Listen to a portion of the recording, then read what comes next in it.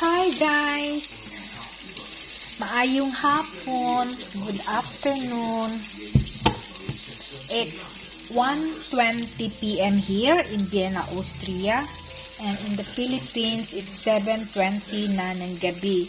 So ngayon guys, it's Sunday. So nagluto ako ng bihon guys. So this is my kind of bihon guys. And of course guys, yan, bihon guys. Bihon ko guys. And yan, bihon at ayan guys, pritong baboy. Ayan. So this is our lunch and dinner na rin for today. So, kain tayo guys ng napakasarap na bihon ni Jonah na may paprito pang baboy. Ayan guys. Siyempre guys, kapag ganito yung ulam natin guys, actually, dapat wala ng rice ito kay bihon. Pero guys, rice is life.